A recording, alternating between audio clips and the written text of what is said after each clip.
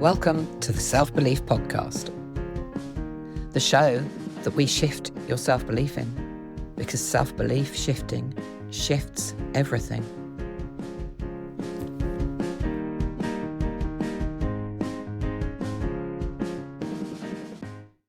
It's something that I've noticed about myself, and I know that I'm not going to be the only one. I'll buy a book. I get excited about it. I'll start reading it even. And then I put it to one side. And I kind of hope that the information gets into my head by osmosis. But even when I do read a bit of it, I don't always take it in properly. I read the words, but they don't always stick. And I go back and think, did I read that bit? Now, if I listen to something, it goes in differently. But I still need the book as well, because I like to highlight the bits that stand out for me. So what I've noticed is, it's not just about the reading, and it's not just about the listening. It's about how you take it in, and what you actually then do with it. Inside my membership, I read things out loud, and people keep saying the same thing. Something just clicks. They hear it differently. They understand it differently, and they actually want to do something with it. So I created something around that with my book, and it's called the Just Being You, the Live Experiment. Small group, just 12 people, and every 2 weeks I read a chapter to you, and you hear how it was actually meant to be heard. Then 2 weeks later, we do the continued writing from that chapter together. So you're not just reading something and moving on, doing nothing about it. You're actually stopping, noticing what's coming up for you and doing something about it. There's no homework, there's no pressure, just a space to actually take in what the chapters of my book mean in the way that I meant you to hear it. £75 and there's only 12 spaces. So if you've got books on your shelf that you meant to read, or you've read things and nothing's changed, this is the bit that's been missing. The link's in the show notes. There are moments in the day when you're doing something and it looks completely normal. You're finishing one more task, you're replying to another message, and you're staying just that little bit later at work. Nothing about it really stands out. Nothing about it feels like a problem. But something in you feels tense, tired, or just a bit off. But you still carry on anyway. Welcome back to the Self-Belief Podcast. I'm Jenny Field, your self-belief expert from Just Being Me. And today I want to talk to you about a boundary you might not even know you're crossing. This is the first episode in a series of 4 where we're looking at boundaries in everyday life. Not just the obvious ones, but the ones that are happening quietly in the background. Because when people talk about boundaries, they usually think it means saying no. They mean telling someone to stop. They mean leaving, or they mean speaking up. But most people are crossing a boundary long before that. And they're not crossing it with someone else. They're crossing it with themselves. It doesn't look like a normal boundary. It looks like staying late because there's work to finish. It looks like replying when you're exhausted. It looks like taking responsibility because no one else is. It looks like stepping in because you know how to fix it. And it looks like being the reliable one. And because that looks responsible, it doesn't get questioned. You don't call that a boundary issue. You call that being capable, reliable, strong, needed. I know that because that was me. I was often the first in the office and the last to leave. No one told me I had to stay. No one locked the door behind me. I chose it. I'd taken on more than what was mine to take on, and I told myself it was my responsibility to make it happen. If something wasn't finished, I stayed. If someone else was struggling, I just absorbed their work. If deadlines were tight, I worked harder. I was running on adrenaline for most of the time. I felt productive, I felt powerful, And it felt like I was holding everything together. But underneath, my body was tired. But for me, tired didn't matter. What mattered was being good enough.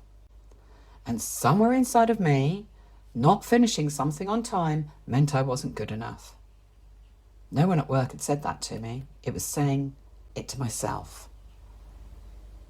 And if I'm honest, that conversation, it'd been there for years. When you grow up being told that other people's moods are your fault, something changes inside of you. You begin to fix things when people aren't okay. You adjust everything around you when someone's angry. And sadness, you believe that's yours to carry too. And when I questioned that when I was younger, I was told I was being difficult. So I tried harder. I didn't argue. I said yes too much, and I avoided conflict by smoothing things over in any way that I could, even when it wasn't mine to do.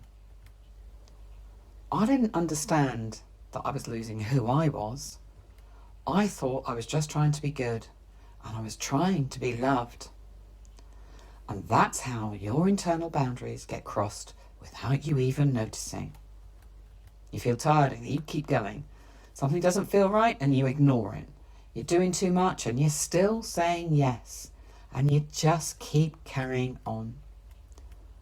For years, I didn't even see it. I thought I was coping. Until the day I wasn't. I came home one evening crying and panicking, saying I couldn't go back to work. I didn't feel stressed. I was panicking. My chest was so tight. My thoughts were just all over the place. And I just wanted to run and hide. It felt like going back to work was being sent somewhere unsafe. My husband said to me, "But we need the money." Because he didn't see the panic.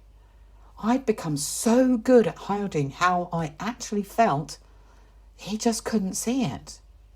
And I felt trapped. Guilty, responsible, like everything was for me to do, like I didn't matter. But I also knew I was past the point. Next morning I called in sick. It was a quick conversation. I didn't want any space for anybody to persuade me to come back in. I had pushed through before, and this time I just couldn't. After I put the phone down, that voice in my head started. You've let them down. You're weak. You should be able to handle this. Other people manage. But somewhere inside of me, I knew I just couldn't. So I went to the doctor and got signed off. Because part of me needed it to be official. I needed proof that I wasn't just failing or making it up. Even then, there was relief and fear. Relief because I couldn't keep going, and fear because that someone just is going to pull me back into this. Looking back now, I can see something really clearly. No one had to force me to cross my boundaries. I was doing it to myself.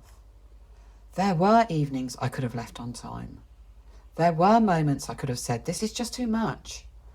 No one physically stopped me from going home. But I believed that if I didn't keep going, it meant I wasn't good enough. And that belief is where the boundary was. Not in the office, inside of me. If stopping feels like failure, you will keep going long after you need to. If resting feels like you're being lazy, you'll just push through the exhaustion.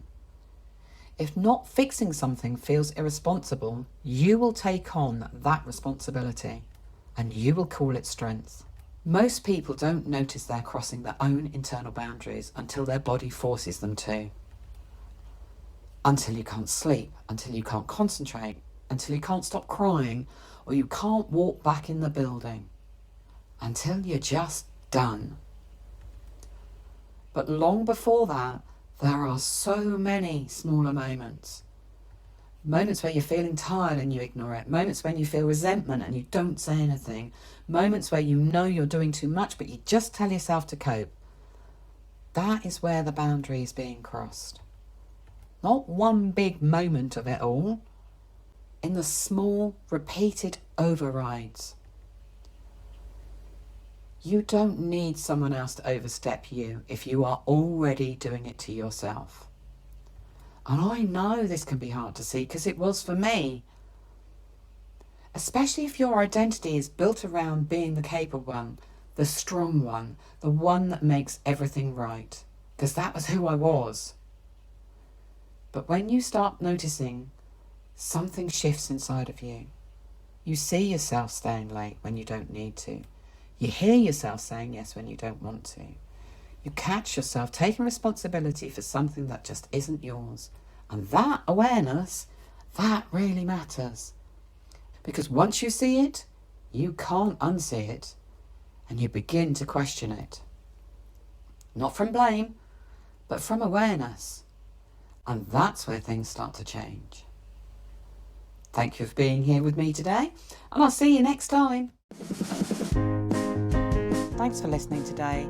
If you'd like to know more, you can find all the links down below.